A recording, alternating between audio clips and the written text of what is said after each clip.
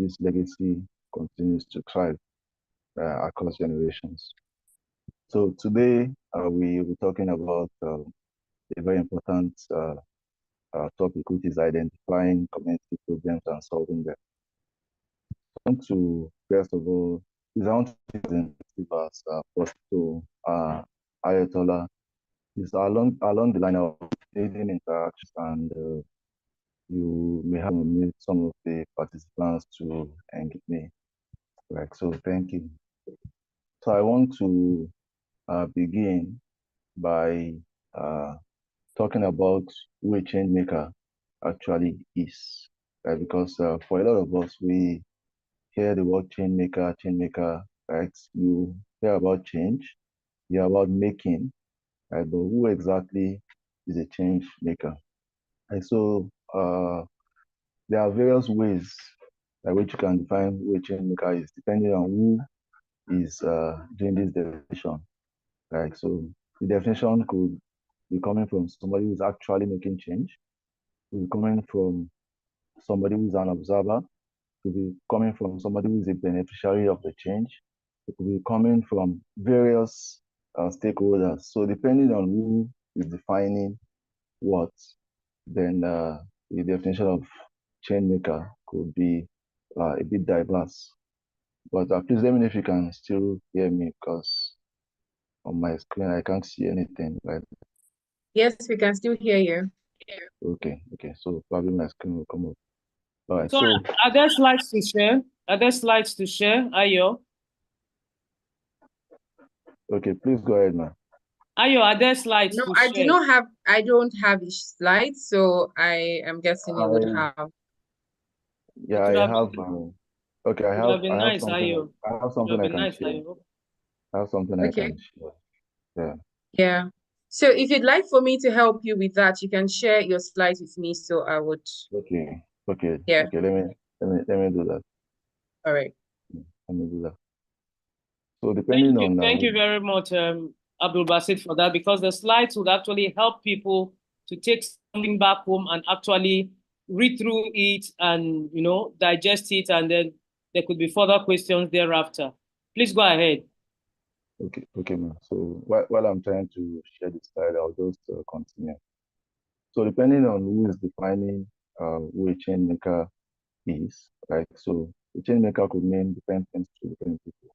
But for somebody like me, right, I'll define a change maker as somebody who has seen a problem, right, is willing and passionate about solving that problem and actually makes the effort to solve it. So why talking about actually making the effort is because a lot of people identify problems, a lot of people see problems, right?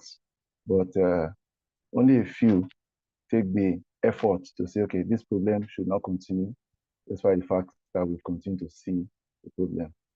So if I may ask, I want to give me say now. If I may ask, so I want our participants to share with me. Is there anything in your community at all that you've seen that you think that you do not like what you see, and you don't want that thing to continue to be the way it is? So I just want 3 or 4 people to share with me, so that I can have an idea if we have people who have seen or identified problems. So it could help to know how to channel the conversation better. Okay, so Ayo, you can move your hand. No, you can select for me.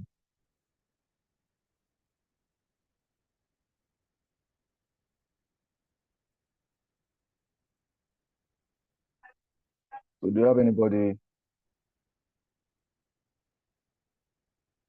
Thank you. Can I just quickly step in there? Dear colleagues, what Abdul Basit is basically saying is that, please, is there any social problem?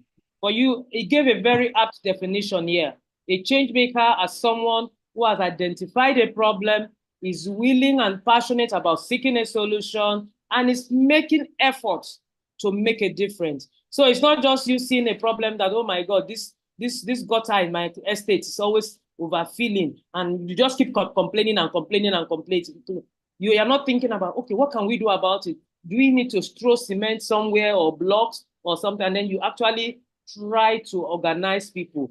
And that's what I meant earlier on when I said it's about stopping to agonize and beginning to organize. I can see Onono's, Abdullah, I hope I'm just trying to help to get to, to trigger people to think. Onono, there's one hand up there by Onono. Please, can you unmute yourself, Onono, and please say say a problem that you've identified. Go ahead, okay. Please. One problem I believe I've identified in community, or let me say Nigeria as a whole, is the number of homeless people we see on the roads. People that they stay on the road, they sleep there, they don't have access to food, clothing, basic amenities that I feel everybody should have. All right. Thank you. Thank you very much, Onono. So this problem you've identified is a problem that begins from your community, and most of the problems that we see nationally are actually local problems. So this to say that there's no problem that you see today that is either global or national that does not begin from a community. So take, for instance, you talk about people who are homeless, right? So in virtually every community, you can be able to identify that there are homeless people, there are people who do not have access to some of the social amenities that they should ordinarily have access to. And if this is in your community, in my community, in virtually every community. So that is to say that if we have change makers rising from every community trying to solve this particular problem, then that problem could stop being a national problem for us. Right? So you already made mention that this problem is all over the place. So if you are able to stop this problem in your community, I'm able to end it in my community, then it will stop being a national problem, right? Right. So before I move further, is there any other person? All right. Is there any other person who has been able to identify people? I'm still trying to share the slide with Ayo. Any other person? There's someone else. Okay. Can you unmute yourself, Ayo? Ayo, you've muted yourself. Okay. Ayo, you need to look out for the people who's... Golao has his hands up. So Golao, please unmute and speak. Well, good afternoon, everyone. Can you hear me, please? Yeah, Yes, we can. Good afternoon. Yeah, okay, yeah. So that's a brilliant definition. I love the definition of your definition of change maker. And for me, so in my community in Ibadan, where I live in Ibadan, so one problem I have actually identified that it bothers me a lot is the quality of education that's from low-income families that they actually receive from going to public schools, because I think the most effective weapon that we can actually use to fight inequality is education. And looking at this quality of primary education that they get, I just sort of think it effectively erodes their ability to actually perform better, because the quality of education they are getting is not sound. So which will hinder their ability to continue their education in the future. So it bothers me a lot. It's something I think about. In fact, I think this week I've thought about it 2 to 3 times. So that is something that really bothers me. Okay, let me engage you a bit before you talk the mic. All right, so you've been bothered about this problem for quite a while, right? Yeah. Okay, so let me ask you, have you thought of any way in which this problem could be solved? Is there anything you've thought about? Yes, you may not have the capacity to solve it right now, but is there anything you've thought about that could be a solution to this problem? Yeah, I have. In fact, I still discussed it with someone about 2 weeks ago or 3 weeks ago. Yeah, 2 to 3 weeks ago that I was talking to this person. And when we spoke, because I'm currently in Lagos, he just told me that, okay, whenever I get to Ibadan, I should just go to that school, like to have an idea, like any of those schools that I have seen before, like I can just go to the place to actually survey to look at what they need and for me to be able to think of, okay, what can I do, no matter how small it is. Like the advice he gave me that is that, okay, whenever I'm in Ibadan, to just go to any of those schools to try to solve it. Yeah, so that's what we discussed. Okay. Thank you very much for Yeah. that. So, thank you. You can put up the mic now. So, what I've been able to use from the conversation so far, right, is that every one of us, regardless of where we are, we see problems every single day. So the ability to solve the problem, right? We may not be able to solve the problem, right? So what I mean by us not being able to solve the problem is that at the moment, we may not have all the expertise, we may not have all the capabilities to solve that problem. But there's no problem. I mean, there's typically no problem that cannot be solved. And so being a change maker, you have to see yourself not only as an individual, but as a leader. So I don't know how many of you have watched. There's this particular Indian movie, The Tree, right? I don't know how many of you have watched it, but I don't know if I'll be able to share. Okay, I don't have it here. Eventually get the link to a particular lesson in that movie that I can share with Ariel later. Probably all of you can get it via your email.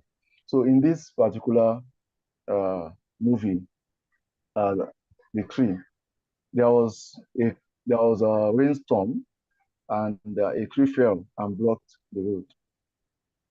A tree fell and blocked the road. Nobody could pass, right? Nobody could pass, and there was a long traffic. All of the cars, buses, all of them were just dead. And then the rain started. A boy was coming from school. He was in the school bus, and they had waited and waited in the rain. Right? They were in the bus, all waiting for the road to be clear. We had police officers, all of them, inside their vehicles, all waiting for the rain to end so that they will find a way out of the traffic jam. So this particular boy, a boy of about 6 years old, stepped out from the school bus. They were actually on their way home, stepped out from the school bus, and he approached the problem. He got to the place where that tree was lying, blocking the road, right? What he did was he tried to see if he could move the tree. Obviously, he didn't have the strength to do it, right? So when he tried doing it, immediately he tried doing it, there were some other children who saw him, and then they thought that if one of us could make a move to do this, then we can all support. They moved ahead to support this boy. Children, right? Obviously, all of them could not move the tree, right? They were catching fun while at it, trying to see if they could raise it, right? It was only then that the adults who were all sitting in their vehicles waiting for the road to be clear miraculously, right, realized that if they do not stand up and make a move, that problem will not be solved. So they got the inspiration from a young boy of about 6 years old. So this is just an eye-opener to say that if you ponder, you'd realize that anyone can be a change maker. Being a change maker is not about your age. Being a change maker is not about your creed. Being a change maker is not about your socioeconomic power. So you don't have to be rich to be a change maker. So I have this engagement with a lot of people who think that I can't uh, possibly solve any problem in my community now because I'm not rich. Right. So if I ask them, how many of the rich men or women in your community have actually been able to solve the problems in your community, it is still none. So if you ponder, you realize that anyone can be a change maker. So it begins with identifying the problem, right? So it's good that we've been able to share some of the problems that we've seen, but I want to specifically share with you from experience that sometimes the problems you think you see are not the actual problems encountered in the community that you are trying to solve the problem. Okay, let me share an experience with a mentor of mine. So this mentor of mine was actually working on a power project. Was working on a power project which was federal government sponsored at the time. So they identified a particular community in the suburbs of Abuja. Identified a particular community in the suburbs of Abuja, and they thought that the problem with that community was the lack of access to power. And then they tried to do a solar project to say, okay, if they are not connected to the grid, let us have alternative power, right? So uh, they they put in installations as to how that community could have power. Yes, in a few months, there was power in that community. Everybody was happy that there was power in that community, right? But a new problem occurred immediately. That problem of power was hypothetically solved. So what was the problem that occurred?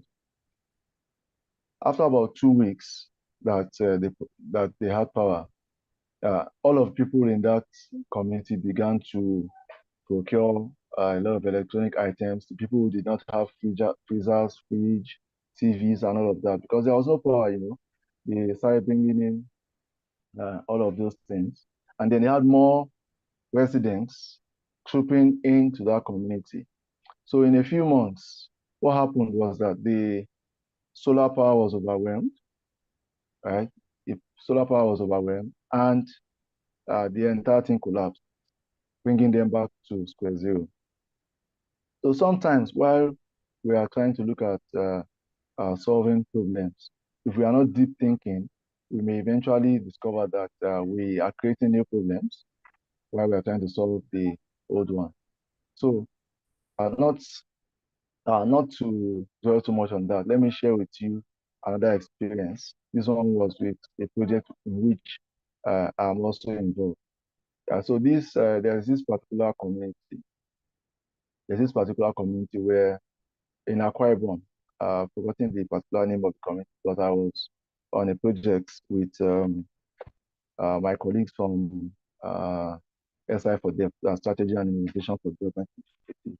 So we had this community project somewhere in Akwa Ibom, and we were trying to identify what the actual challenge in that community was.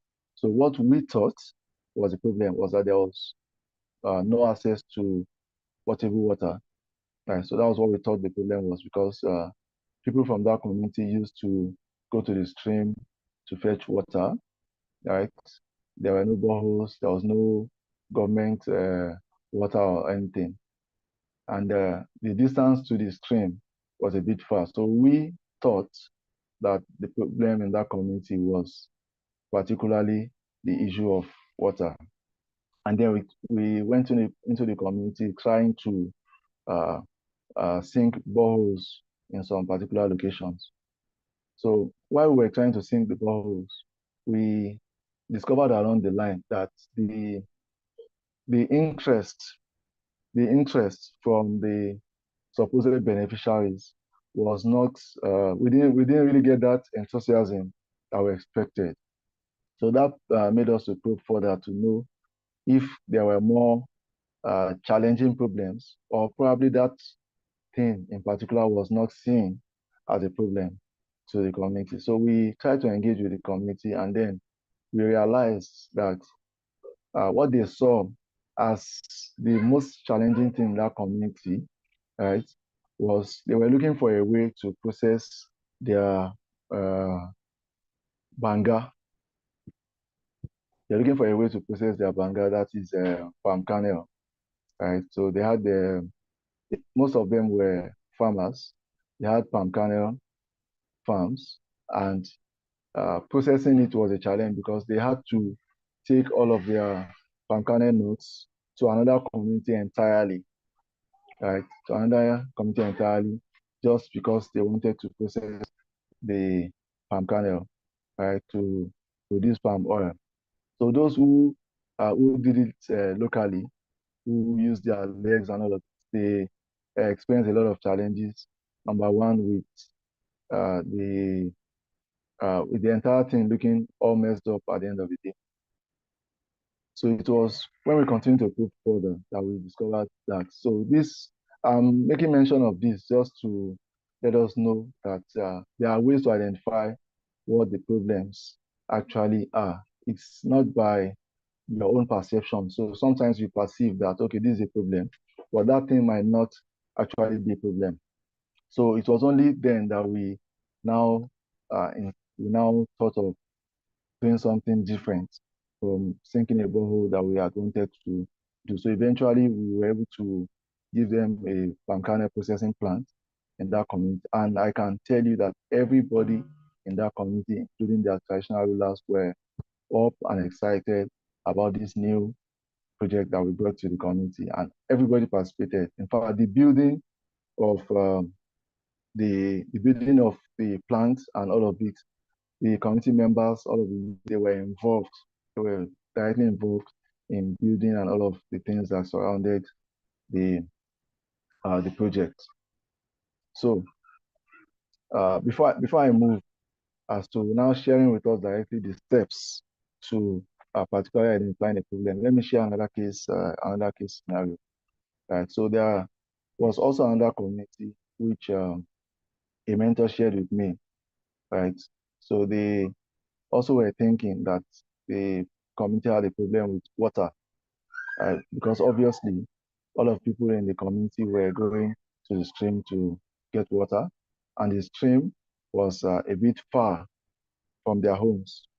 So they had to go that far to get water. So they also thought that sinking boreholes close to the homes of the people in the community would actually be a way to solve the problem of water. Right. So they sank the boreholes. They sank the boreholes. On the day of the commissioning of the project, the people were happy and excited and all of that. But in less than a week, everybody left that borehole and they were moving to the stream to fetch water. It wasn't like the borehole was not functioning. So what exactly do you think could have caused that? So let me get to a few engagements here. So this particular case scenario, right? So what do you think could have caused it? There was no water in the community. People went so far to get water. So somebody thought that it would be a nice project, right? Somebody thought that the issue of water was a problem and thought, okay, let us sink boreholes close to the homes of the people. They sank the boreholes. In less than a week, everybody moved back to the stream to get water while the borehole was still functioning. So let me get to here before we move into the steps directly. What do you think would have caused this particular issue? Why do you think the people abandoned the borehole to go back to the stream when the borehole was still functioning? So let's have a few engagements.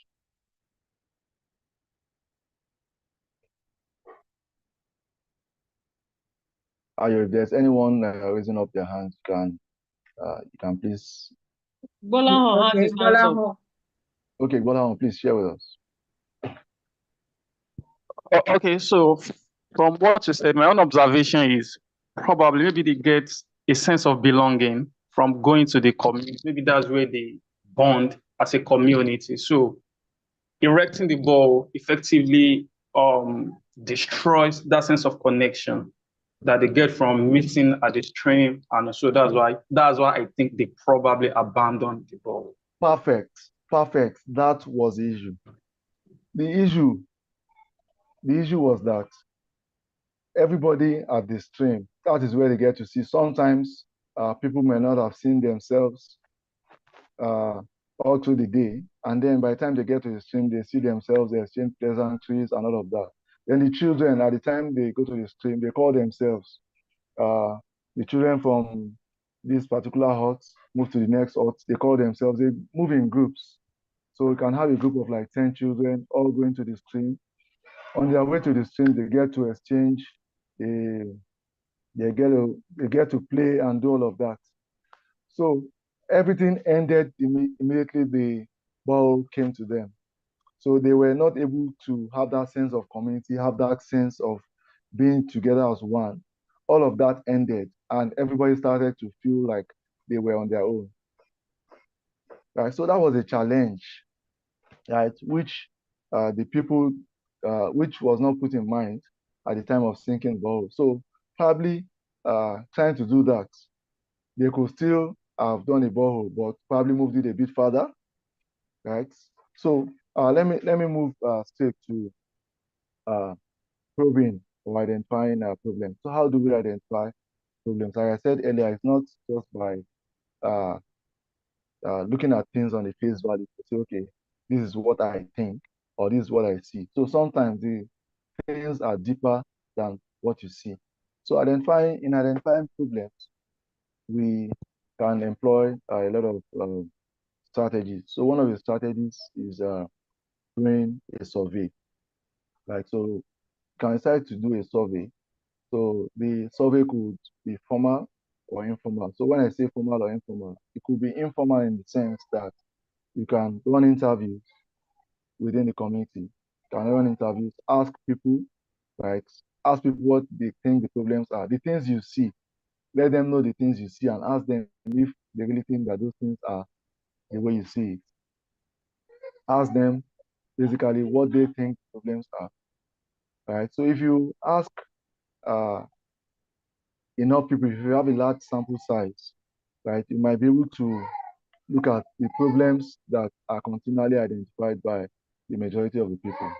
So that is one way. You can make it formal also by preparing a questionnaire with relevant questions as to take you to the root of the problem.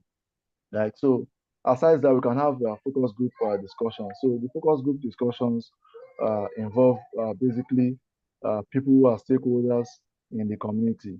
So let's take, for instance, we are trying to, you think that there's a problem affecting the youths in a community, let's say an issue with drug abuse or crime in the community, right? So will you want to discuss those problems without bringing in the youths as your stakeholders?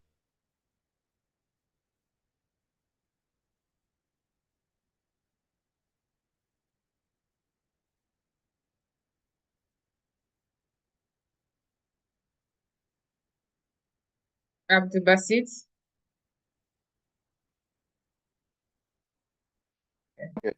Of my proposed project. Has it been thrown?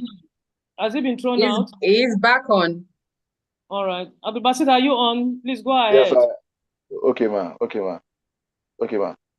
All right. So you could now look at, okay, what are the target beneficiaries of my project? So all of the target beneficiaries of this project, you must include them, right? You must include them in the focus group discussions. So if you are targeting a solution at children, for instance, don't think that they are children, right? Don't think that they are children. Children could be able to share with you what their challenges are, as little as they are.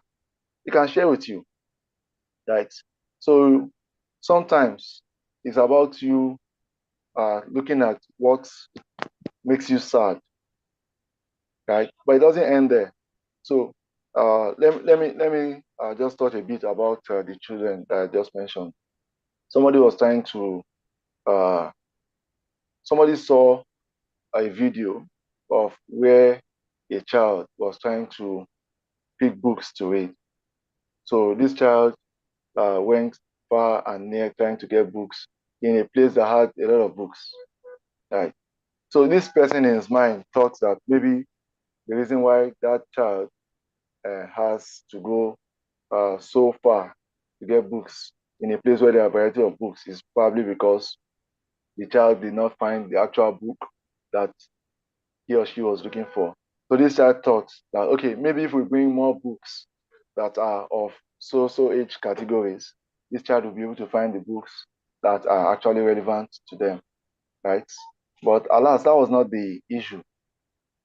That was not the issue. The issue was that the child could identify the book or the books that were needed or essential, but they were out of reach. So all that they needed to do was to put like a staircase, a makeshift staircase that would enable the children climb up to pick books from the upper shelf. So sometimes sometimes the things that we think, right? Sometimes the things that we think are not really the issues. It is only when we decide to do the focus group discussions where we bring all of the proposed stakeholders, where we bring them into the conversation. So regardless of their ages, we try to bring them into the conversation, hear from them. Okay, what are the challenges? They discuss with you, ask deeper questions. Sometimes the people faced with these problems do not understand the how deep the issues are. Sometimes they do not understand that their perception of the problem is not really where the problem is, right? So you are in a community, for instance, where uh, the drainage is always filled with dirt, and you think everybody is dirty in this community, right? So the problem could be deeper than people being dirty. The problem could go as far as uh, as far as not having provision for people to even dump their domestic waste, probably at the level of their houses, right?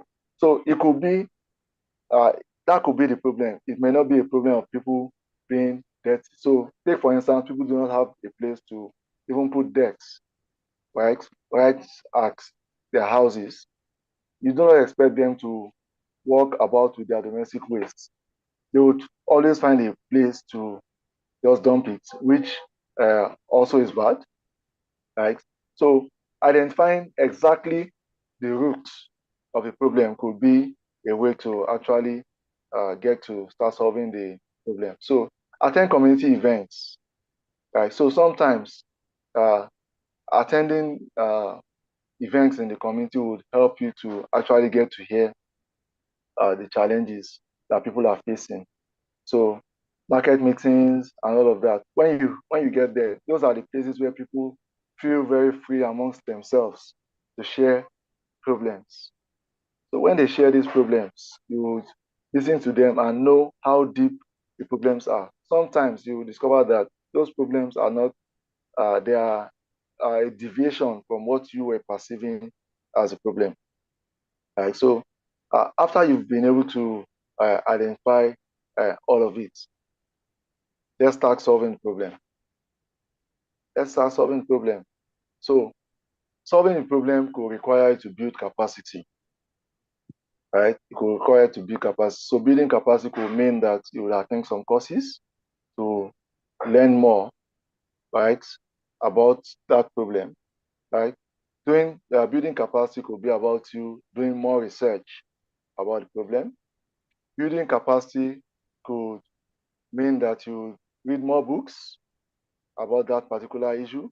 Building capacity could mean that you go online, find out how such problems have been solved in the past by other communities. So you need to build capacity to be able to say that you want to solve a problem. You need to build capacity, right?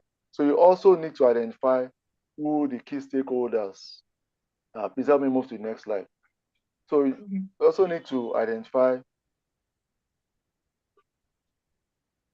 yeah, you also need to identify who the key stakeholders will be. Who are the people who are important to the solution that you are trying to bring to this problem, right? So sometimes the people who are stakeholders may be the people who would not let your solution come to life, right? You need to identify who the stakeholders will be, right? Why is this solution important to them? What will be their core challenges? What will be their interests in this solution, right? So a particular community that I worked in 2021 is a riverine community. So this particular community, they have a challenge with, they are particularly disconnected. It's an island. So they are disconnected from the main town, and everybody that has to enter into that community has to go through a canoe, right? So in that particular community, we have about 3 different villages, right? in that island, we have about 3 different villages, and there's only one community health center, only one primary school, there's no secondary school and all of it. So all of the things that they need to do, they most likely have to move out of that community to do it.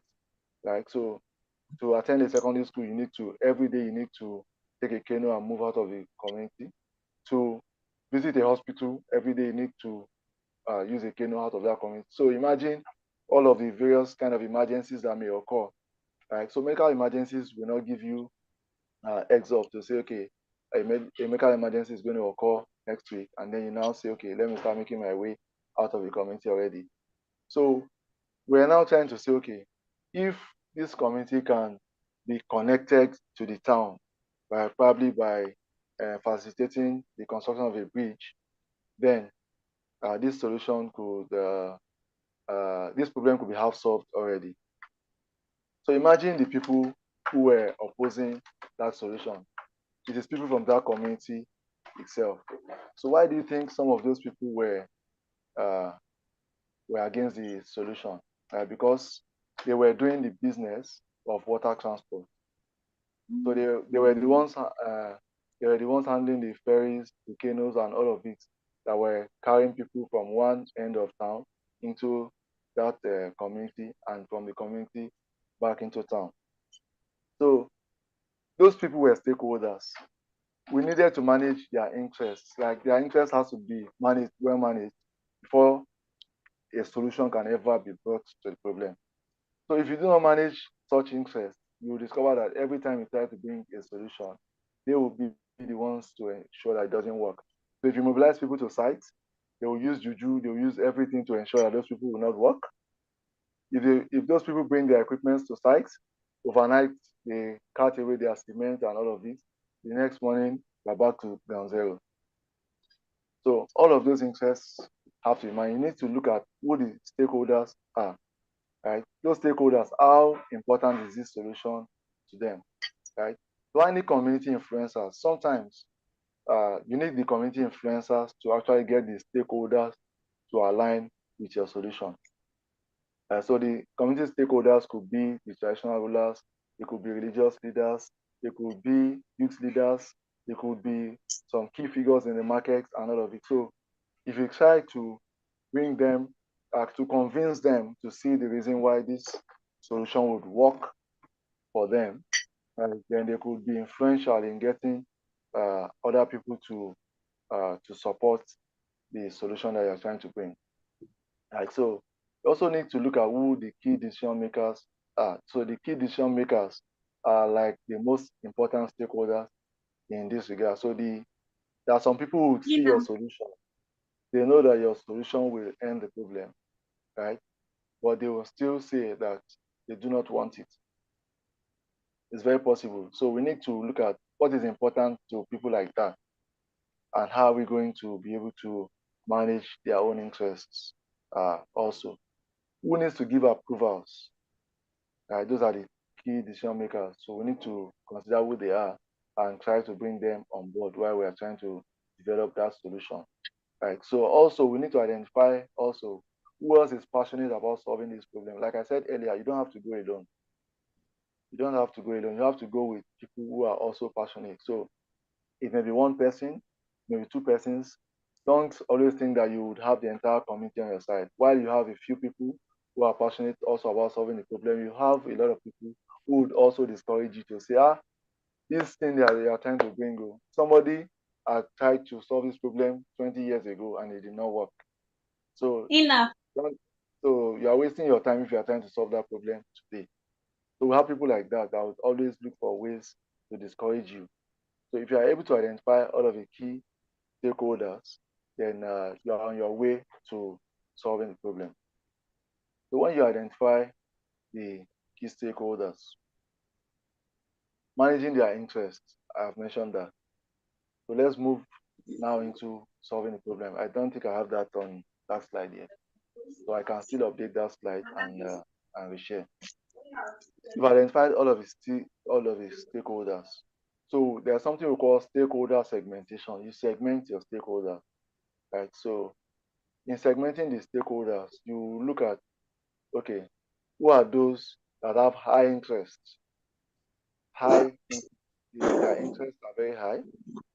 Their stake in this is very high. Just as I was giving a scenario of the Riverian community where we're trying to bring a solution, which is trying to get the government to put a bridge that would link them to the town.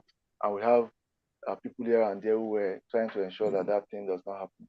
Right. So the people who were in ferry business, they had an interest, right, in whatever thing that we're doing.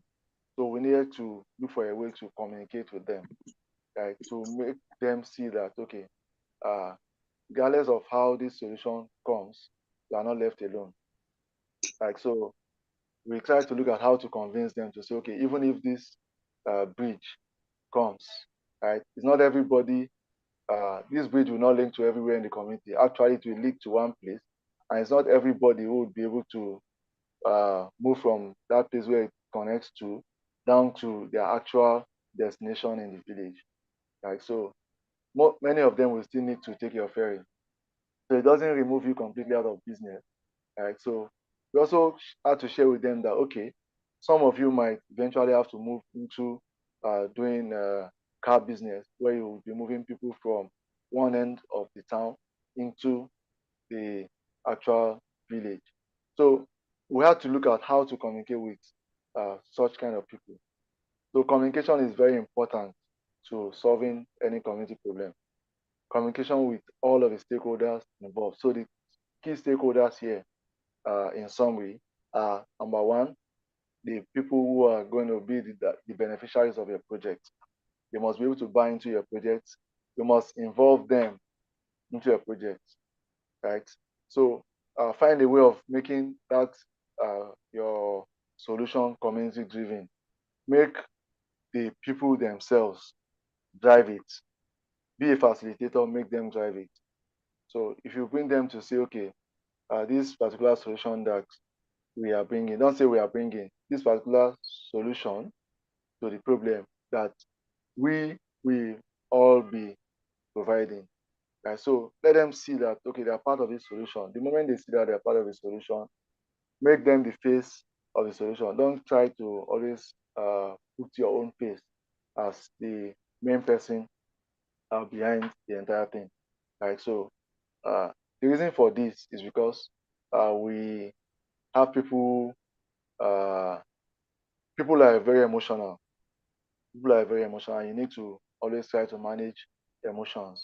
So sometimes people see the importance of this solution, they see how beautiful the solution is, they see how wonderful it is, but their actual problem is this guy, why is it this guy bringing the solution? So carry everybody along, make them a part of that solution. Let it not be a one-man thing. So where everybody is part of the solution, everybody is driving the solution, then they can always take ownership. Right? So it also helps you to sustain such solution even after your intervention has ended. Right? So you've identified all of the stakeholders. You've tried to manage communication with all of the stakeholders. Solving a problem, like I first mentioned, begins from community participation, ensuring that everybody in the community is part of your solution. Everybody in the community is really able to work with you. Right? So if you identified what the challenges are, everybody is now willing to say, okay, let us bring the solution. Have you been able to mobilize resources? Right? Because I get a lot of times where people talk about resource mobilization, they say, okay, we found this particular solution that will work, but one of our major problems is that we don't even have the funds to solve the problem. So I tell people a lot that funding is not actually a problem where people are really convinced that your solution would work. So if people are well convinced that your solution would work, all of the stakeholders that you have identified and you have actually brought into the project, they will be key into ensuring that the resources to actually bring that solution on board comes in. So if you have all of them on board, they will not leave it to you to say, okay, go and find money, go and find this, go and find that. Sometimes the resources that you are looking for are within the community. Right? So there's this particular principle that I use when trying to solve problems within community. I say that do not buy what you can borrow. Do not borrow what you can get for free. Right? Anything that you can borrow, don't buy it. Anything you can get for free, don't borrow it. So that's one of the principles that I personally use while trying to implement solutions. So I try to look at, okay, what can we get for free? What are the free resources available to us? Okay, we're in a community where we are trying to build a plant. We have people who are bricklayers in that community, right? So if we have people who are bricklayers in that community, why should we be looking for so much resource to hire bricklayers? So if the people who are bricklayers in that community, if we try to look at the Bricklayers Association, we try to get them on board, we try to make them see the importance of this project, and then we make them see that, okay, we are trying to mobilize resources, but you are part of our key resource mobilizers, and these are the things that we need. Don't be surprised if you have that association of bricklayers saying that, okay, we'll get our people to work there for free. It's very possible. So do not keep your mind open all the time, so that you can always be able to mobilize free resources. Free resources are always the best to put to use while you are trying to bring your solution on board. So when I've tried to mobilize all the free resources available to you, you can now think of the things that you can borrow.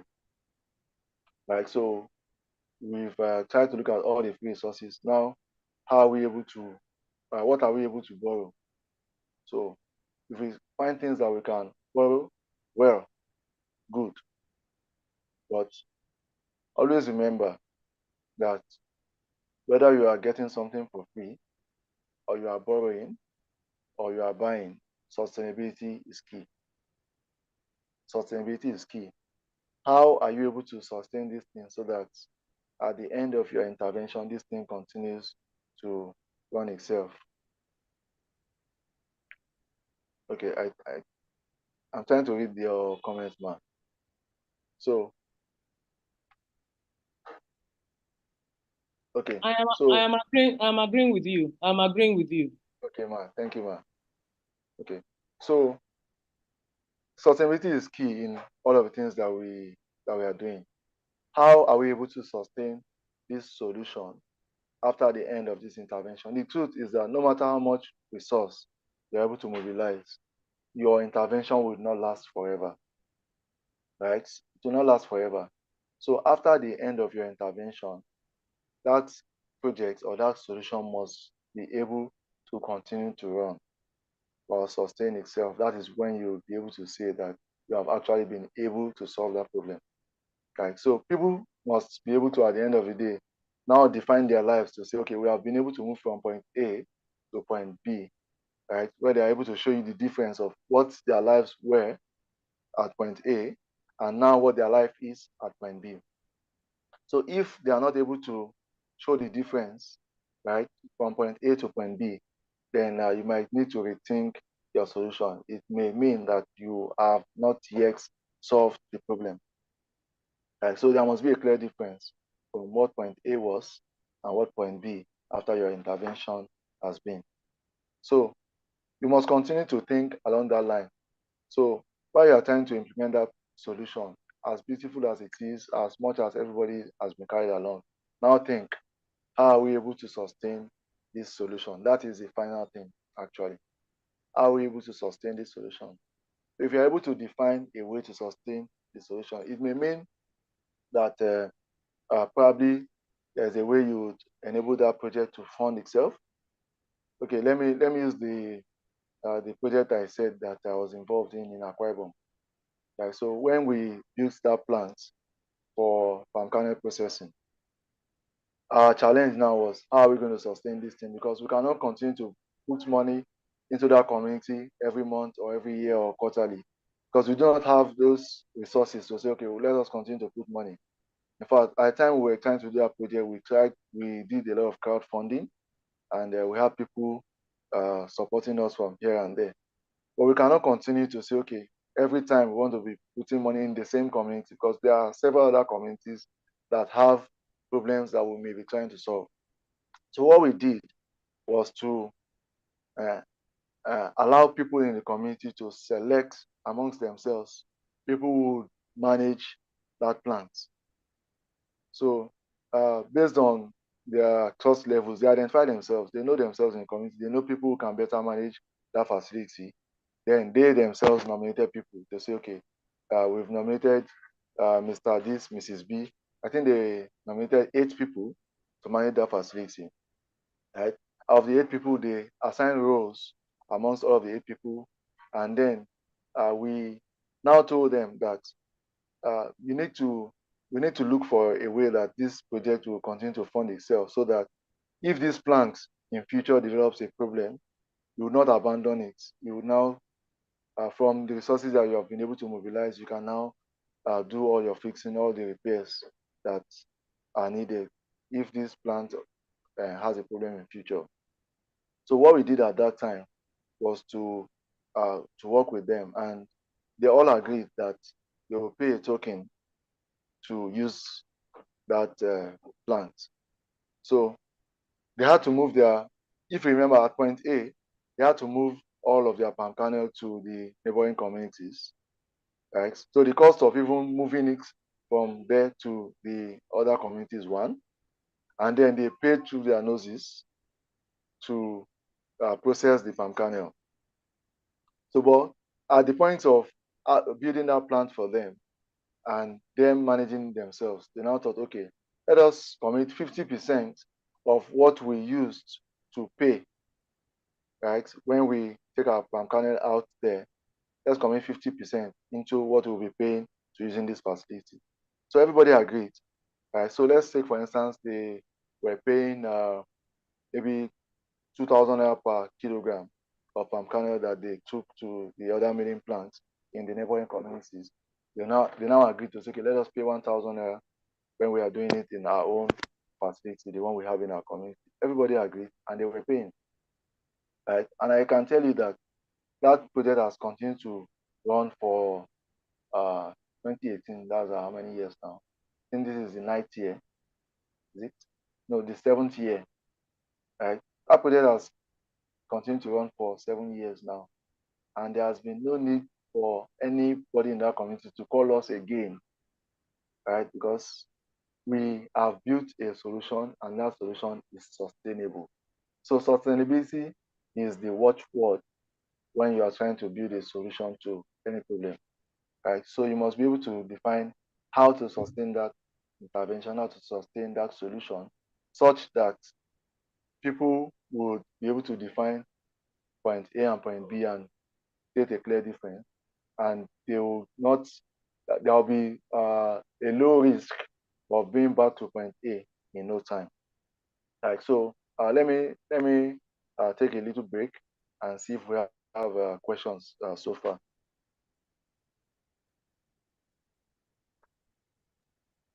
Thank you. Please, can we give Abdulbasit a round of applause? Please, can we put the emoji on that? Can we clap for him, please? Hello, everyone. Are we here or are we signed in and not here? Honestly, dear young people, it's not easy to be a mentor. It's not easy to impart knowledge. It's not easy to teach. So when someone makes a presentation, when someone shares valuable information such as this, the least we can do is to be attentive and to clap or acknowledge what he or she has done. Thank you very much, Abdulbasit, for this.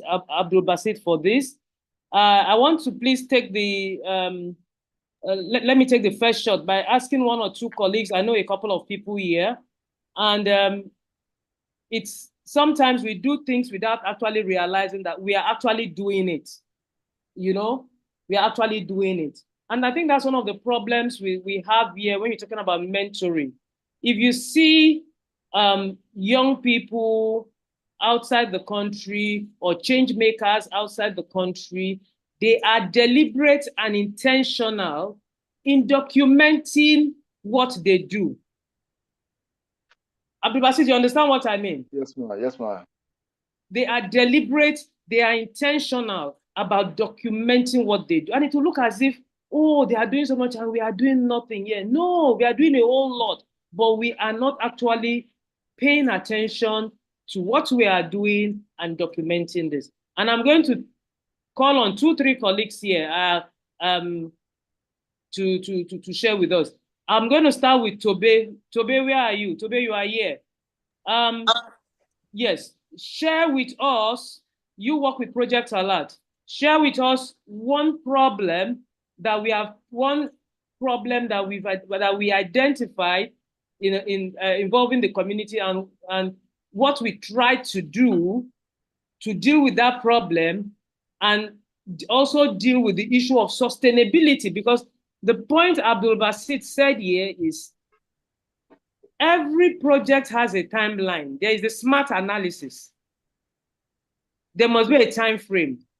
But the true test that you can boast and chest yourself that you solved a problem is after that project ends, with the resources you had to, even if you are building a house, you say, I'll finish this house in 6 months.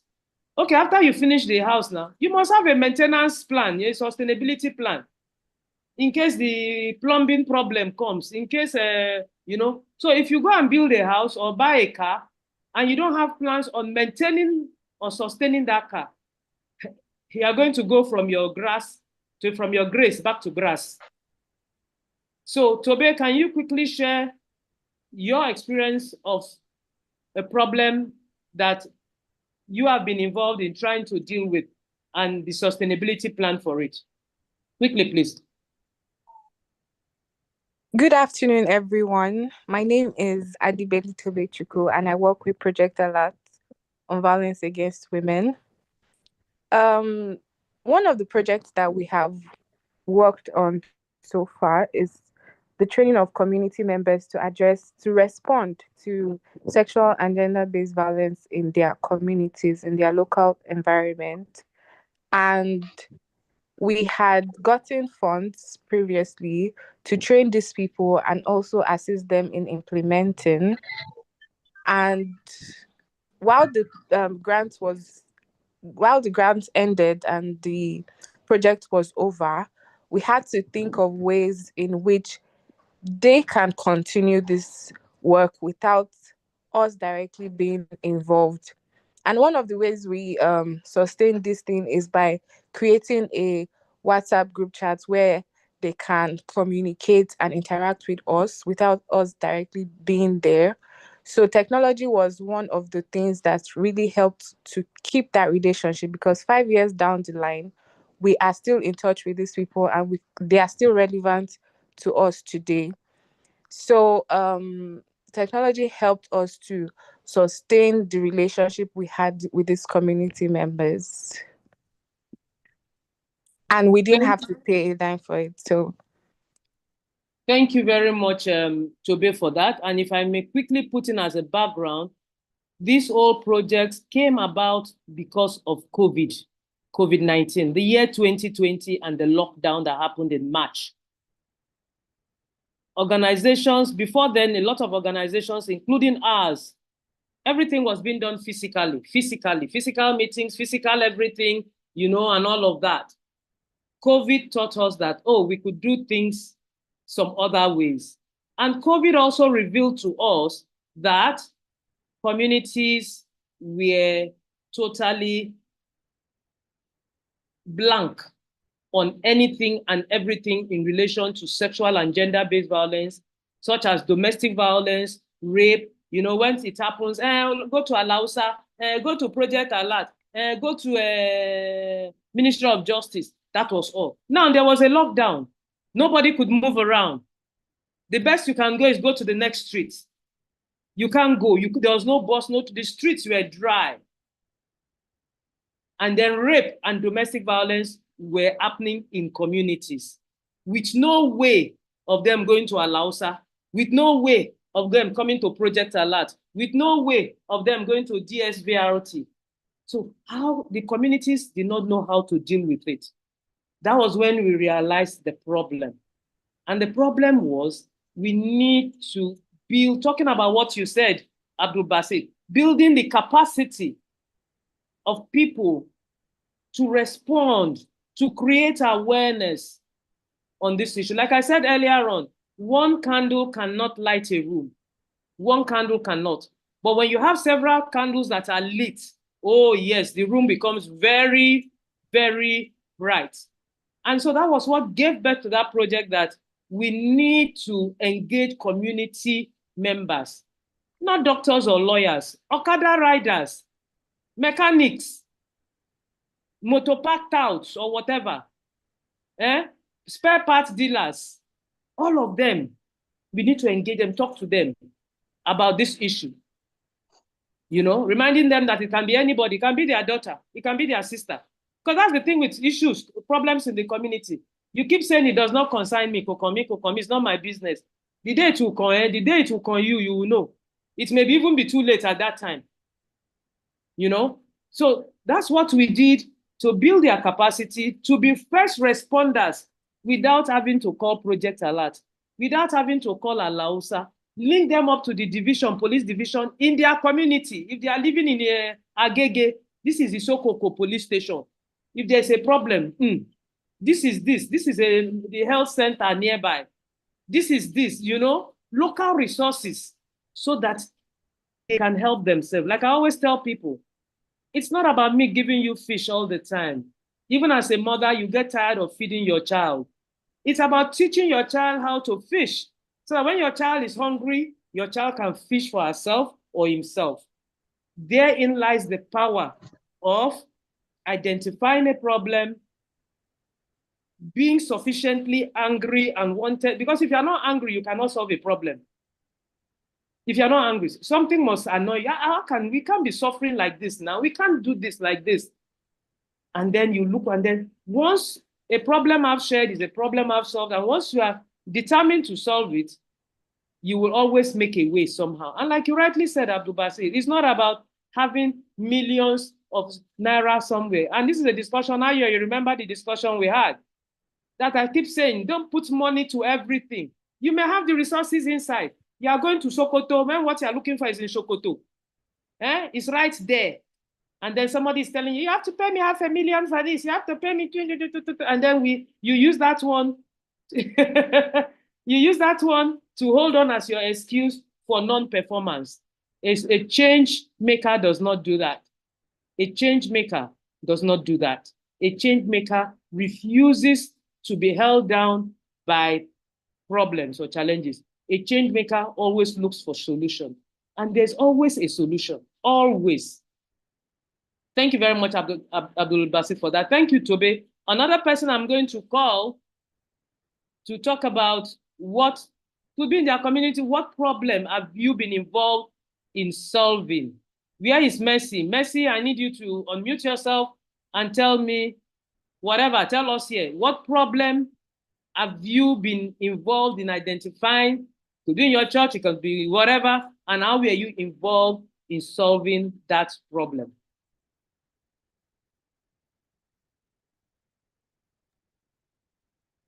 Hello, Mercy.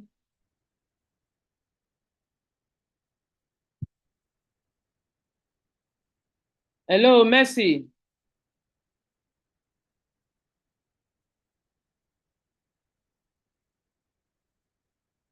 Mercy, can you unmute yourself and respond, please?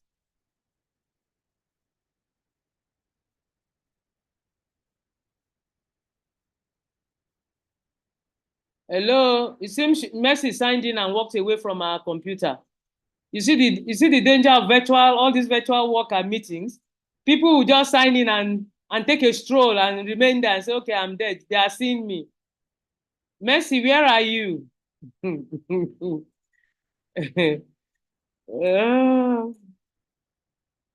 Okay. Mercy is nowhere to be found. Nsini, please. can you take us through any one problem that you've been involved in and joined in? How did you find the way out, please? Nsini.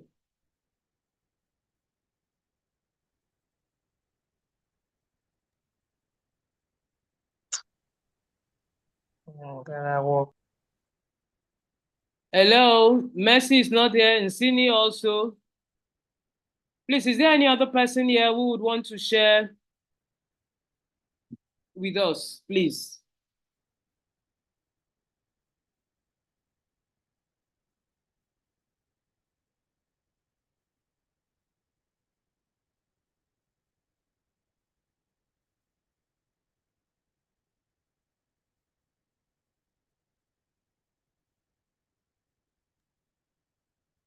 Okay, Mrs. Cine just said she can't speak from where she's at. If there's anyone else, it might be something you solved or something you're open to solve.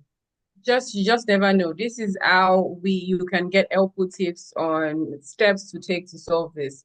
So if you have anything at all, any societal ill that you're looking to be a part of the solution, Omotola, thank you. Please unmute and speak.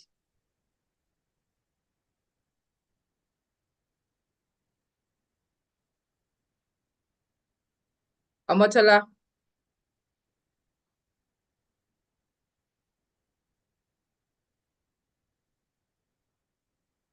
Okay, while Omotola is still trying. Okay, yes, please go ahead. Then after Omotola is Onono. Go on, Omotola. Yes, can you hear me? Yes, yes, go on. we can. Yes, thank you so much for the session so far. Yes, last year precisely around October, we started a community project. By the way, I'm an advocate for climate change. So, because looking at the communities and the way people post things, it gets me angry with the way it also affects the climate change. So then we just ventured into, okay, let's just start with the community very close to where I reside. Let's just start with people around, sensitize them. So we had like an advocacy with hands-on training for community women and youth precisely. And it was such a laudable project. Like when I planned doing it, I wasn't expected, I wasn't expecting so much, turn around and the way people opened up. It was like, oh, we've never seen stuff like this before. We took them on training on how to dispose their waste properly, how to upcycle their waste, that is adding value to them to make them into another valuable product. And then we also talked about some home tips on how to keep an organic backyard farming. So it was a very laudable project, and then people turned out, and then a lot of people were like, oh, we like you to come to our community, we like you to come to our community. But what we had to do was get the data of everyone that attended and then reach out to them via WhatsApp and then keep on checking on them, because part of the incentive, or let me say part of the features of that project was empowerment too, to empower women and then youth generally on how they can actually, alleviate poverty, and by planting what they consume in their various houses. So we had to distribute seeds, seedling, pepper, vegetables, and all that. And the way we've been able to do to check up on them, we had to create a community, WhatsApp community, where we always check up on them, where they have questions, we get them answered and stuff like that. So that's what I've been able to do so far. Thank you. Thank you, Omotola. I think we move to Onono next. Thank you. Onono, please, next. Okay, I'm going to speak about a problem that I want to be actively involved in providing a solution to, which is the problem I mentioned earlier on, the homeless people on the streets and what's the word? Them not having the proper access they need to the basic social amenities. And like Mrs. Josephine said, I've always said, oh, when I have money, I'll be able to help in any way I can. But from what she said, it's not about having money, and you could help from, it could be any little thing, like maybe clothes that you're not wearing anymore, you could give them things like that. So I've realized now that I could do those little things, because I definitely have some clothes or shoes or different things, many things that I'm not using anymore, and they are just lying around. Nobody's using them. Like eventually, maybe carried to be burnt or thrown away. So instead of that happening to those things, I could gather them and share to the people on the road. And then eventually, maybe or hopefully, when I'm able to do more, I will be able to push myself to work harder to solve this particular problem. Thank you. Thank you very much, Onono. Thank you. Change starts from the person. If I may go to the parable of the talents, if you are given 1 naira and you cannot manage 1 naira, is it 10 naira you'll be able to manage? You know, remember the parable of the talent? The person that was given 10, 5, who multiplied their own, and the one that was given 1 buried it. And of course, they took it from him now and gave it to, to those who had common sense and tried to use it to do something. So yes, it's a good one. No. Thank you. Nsini, please, your hands are up, or your hand is up. Hello, good afternoon, everyone. Good afternoon. Good afternoon, everyone. Sorry, ma, when you called me, I was inside the market. I have to like push myself out and look for a convenient place. Oh, well, Good Friday shopping for Easter.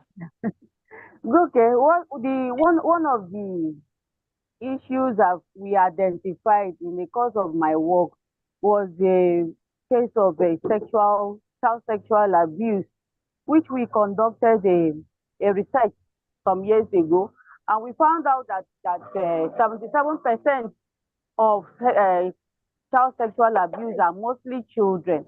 So we came back to the office, and then we went to the drawing board and we asked ourselves, where do we find these children? What is the solution and what can we do?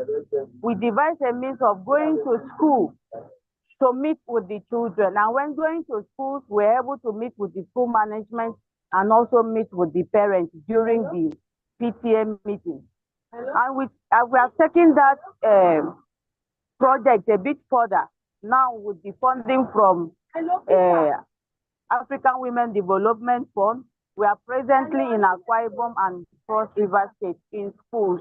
And these children in schools have been able to be an advocate for this cause. And we set up clubs whereby they interact with other students, and then they meet once a month to talk about the issues and then give tips on preventive measures. And those ones that have already experienced these issues, we try to come up with a response, and then we make available resources for them to be able to move around and make other resources available for them also. And it has really yielded a very good result, because you can imagine an SS3 student being able to respond to an issue of sexual abuse that is being meted against a fellow student on the school. And one of the occasions, they even have to go to the parents' house to speak with the parents also, and bring it to the knowledge of the parents that a particular child is going through sexual abuse in the neighborhood. Thank you very much, Nsini. 2 things Nsini has taught, and in line with what our mentor Abdul Basit said. One is the need for data, need for survey, documented evidence. It's not enough for you to say, or for me to say, oh, there's a problem in my estate. The problem is that the security men, they leave the gate open. You need to carry out a study, a survey, to actually show that yes, 6 days out of 7 days in a week, the gate is left open. If maybe they left it open for just 1 day, it could have just been a mistake on that 1 day. So it is not really a problem. But then there must be a study, and the study can be quantitative. And I've taken time to explain that in my chat there. It can be quantitative, it can be qualitative, you know, like we felt there was a problem, a sexual abuse problem, but we didn't know that, yes, we knew everybody was talking about sexual abuse, but we actually did not know that over 70% of the victims of sexual abuse were actually children. You know, so when you understand that, then you ask yourself the reasons that are often given, such as indecent dressing. How do little children dress indecently, please? How does a 4-year-old child dress indecently? How does a 1-year-old child, 6-year-old? Some of us, when we were little children, we were running around in our pants naked in our neighborhood up to even age 10. Up to age 10. But now, will you call that indecent dressing? You know? So we realized that, and as soon as we realized that, we knew that, wow, we need to target, you know, families, schools, and all of that. And that now informs the strategy we adopted. And in terms of sustainability, the thing is not just, when I tell people about being change makers, being social entrepreneurs, if you put money before the issue, you will miss it. Abdul Basit, you understand what I mean? Yes, ma'am, very true. It is the issue before the money. Yeah. The issue before the money. If you put the money before the issue, you have missed it. Because if that money doesn't come, you become frustrated. You throw your hands up. You give up. You give up. But if it is the issue and the passion, money will not frustrate you. Believe you me. Money will not frustrate you. You will always find a way. And again, bearing in mind that if you had money, if you raise the resources to kickstart the project, to pilot it and show people that it's doable, there is an end time. And once there's an end time, how sustainable is it? So the ones we are doing in school, the setting up of the clubs is part of ensuring the sustainability. Sustainability, yeah. You know, getting the school authorities involved, their counselors involved. We are looking at sustainability. You know, so once you start a project, you must be thinking sustainability. Without that, then as soon as you go, it goes. And you can't boast that you changed anything, actually. You know, so thank you very much, Sini, for that. Mercy, are you in now to share your own experience? Yes, ma'am. Go ahead, Mercy. Good afternoon, everyone. Good afternoon. My name is Mercy Obasi. I'm a program intern in Project Alert.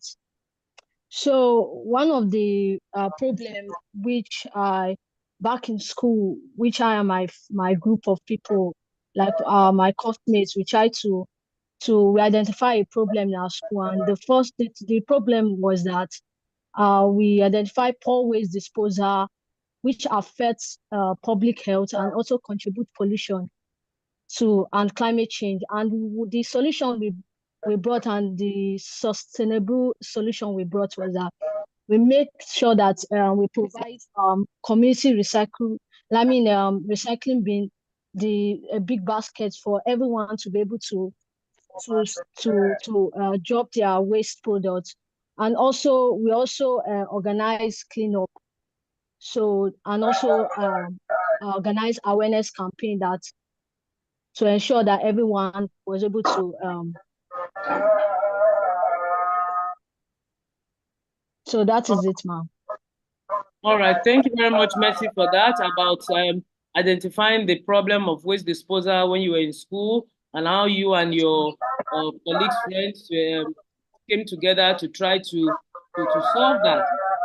It also, and it is part, as a corper that you are, it is part of community development CDS that you are doing. That is part of what it is teaching you, to see a problem in your community. You know, to be able to observe and see a problem in your community and decide to tackle it. You don't have to be a millionaire. You don't have to be paid. You don't have to, but when you solve a problem, then there's this sense of even fulfillment. Am I right?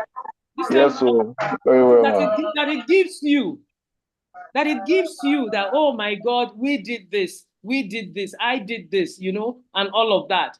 So it's very important, and that's what I'm saying, that a change maker must be passionate about the issue he or she wants to change. Passion before and above money. Thank you very much. Over to you, Ayo. Thank you so much, ma'am. I am sure that everybody on this call basically had a double dose of mentoring because we thought we're coming for Abdul Basit, but we got like double dose. So thank you, ma'am. So Abdul Basit, are we wrapped up? Are there any further questions from participants? If you have any question, this is the time to ask. If you cannot speak where you're at, you can drop it in the chat channel. If that cannot be addressed now, trust me, you're going to get the response to it. But if you have questions, please ask. Knowing how the first steps to go. Kike Lomo, thank you so much. Questions? Please go ahead, unmute and ask your question.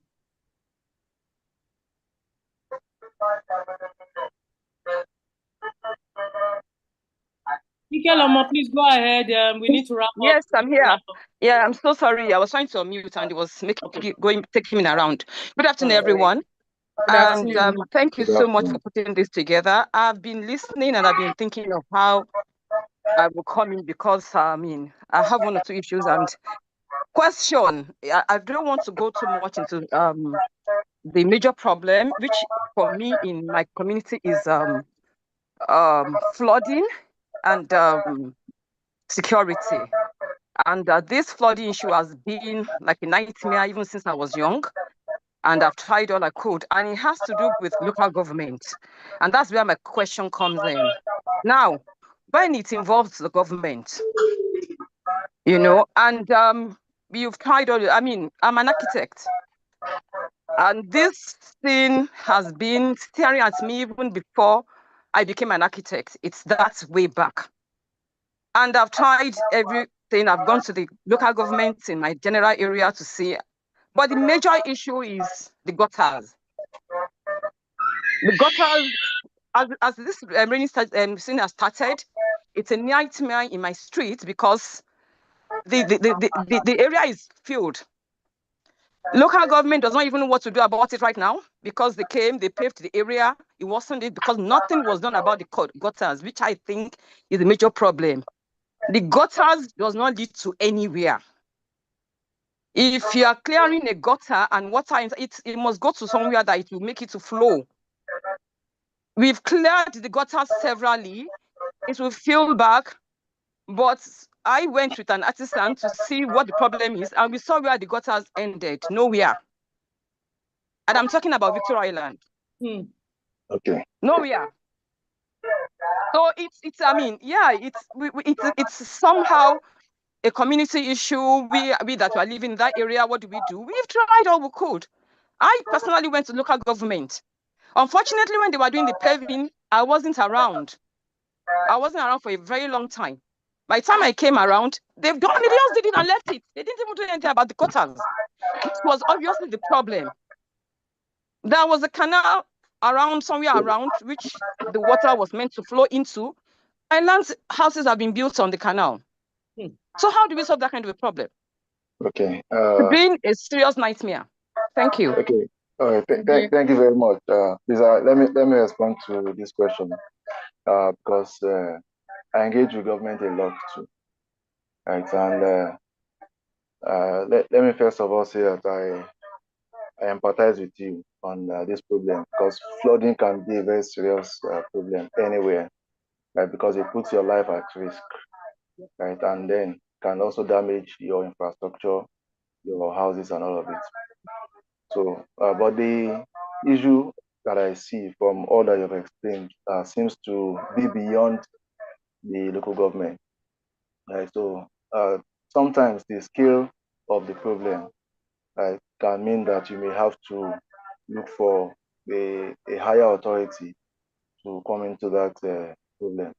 So let me give an instance of a particular community around Ipakojai where they have this kind of problem. And then there was a bridge. That bridge was collapsing. that bridge was collapsing, and for years people have been trying to convince the local government to come on, please. They already pick you somebody second. Please, can you mute? Please, can you mute yourself if you are not speaking? Please mute yourself. We are hearing voices. Please, thank you. Abdul Basit, please go ahead. Okay, man. So for many years, people have been trying to see how they can get the local government to come and do that bridge. No local government authority has been able to do it for years. But as I speak with you, the state government took it over, and that project has been completed as I speak with you. So sometimes some problems, despite the fact that it may be a local government issue, the solution might have come from, or should ordinarily come from local government. Sometimes the scope of the problem is beyond their resources, right? Sometimes the scope of the problem is beyond them, and you may need to escalate this. So you can, I want to employ you to try as much as possible to involve the Ministry of Environment in this issue, right? So the Commissioner for Environment, Mr. Tokunbo Wahab, for instance, is very much online. He engages on Twitter a lot. If you put up a tweet showing the images of all of this on Twitter, stating even how houses have blocked the canal and all of it, and you tag him, I want to believe that he's going to respond and address the issue. So, because I've seen this happen a lot of times. So, with the drainages not leading into the bigger drainage, which is the canal, right? So that seems to be a very large problem, which the local government may not be able to solve, right? So I want to implore you to escalate, right, and take it beyond them. So try and involve the state government, and I believe that this thing will solve out. Thank you so very much, Abdul Basit, for that. You basically took the words out of my mouth. It actually shows that you are a change maker, because being a change maker, and I'm typing it here, does not mean you have to be the only one to solve all the problems. Being a change maker is actually also about being truthful and knowing that, yes, this problem needs to be solved. This is how far I can go as a person or mobilize people in my community to do it. But for there to be meaningful change, I need to involve my CDA, escalate it to local government, escalate it to state government, to commissioner, and whatever, via advocacy.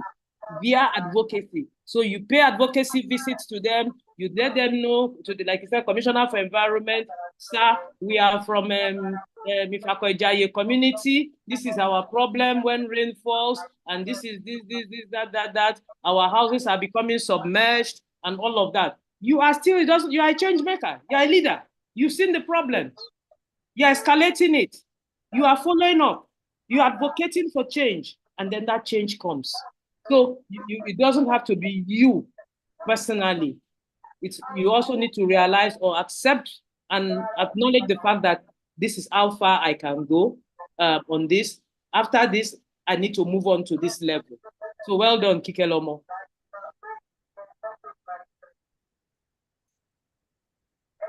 Yes. All right. Thank you. Our time is fast spent. Thank you for all of the questions and contributions. I'd also like to especially thank our mentor today, Basit. Thank you for sharing your experience and tips. And I just have a few, just for recap, in case anybody missed it. So you had talked about what being a change maker is, and how most of the things that we experience, or most of the challenges that are national issues, are actually community issues. They are things that just spread from our immediate environment, and if we just look at the little things we can do, we can make a change. And then you mentioned some things about preferring solutions or stepping into the line, how the solution could sometimes be the problem if we are not careful, if we're not critical, if we don't do enough research. You could create even more problems by just jumping into it, right? And you also mentioned how sometimes the problems are deeper than what we see on the surface, right? Like the example of the community water. And it's not just, you might just think, oh, this place is just dirty, but it goes beyond that. It might just be a situation of poverty or illiteracy, anything. So if you're not going to the root cause, you might just be doing a disservice or just fixing it on the surface, which would further cause another issue. So you talked about identifying the root cause, reaching out to stakeholders, and ways that it's also not just about preferring a solution, but thinking about sustainability, which involves reaching out to people that you know could stand in your way of achieving solution. It's like coming to a community where somebody is in charge of bringing generators and you're like, I am going to bring transformer and give you good light. That person just going to look at you like, I'm going to frustrate your efforts. So it's important to reach out to the key stakeholders or people who are decision makers and can either make or mar your solution. And most importantly, you said that it is not, we shouldn't present it as, oh yeah, I'm your Messiah, I've come to fix this, I've come to do this for you. No, let the people own it.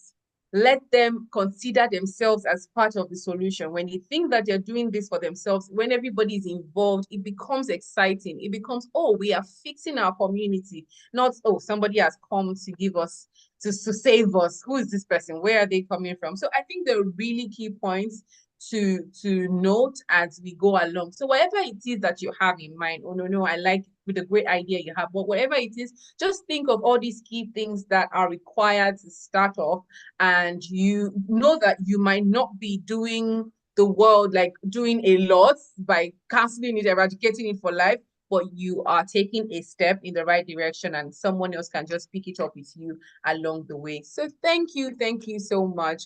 And as we wrap up, I want to thank everybody for taking out this time during this holiday to be on this call, because it will really be beneficial for you. And 1 minute, yes.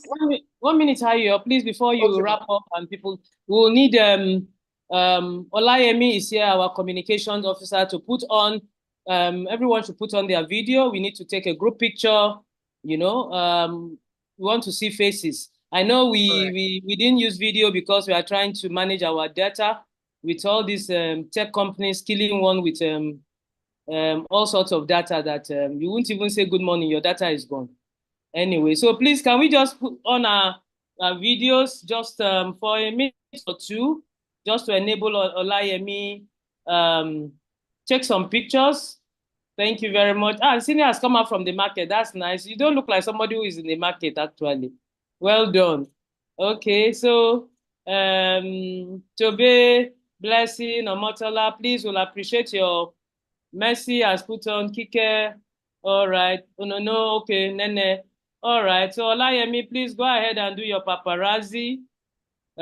So we have pictures and see all the beautiful faces and the handsome faces. Abi Abdulbasit, yeah, the only man here, blessed amongst women. I can't be. Henry is here now. And Austin is here. All right.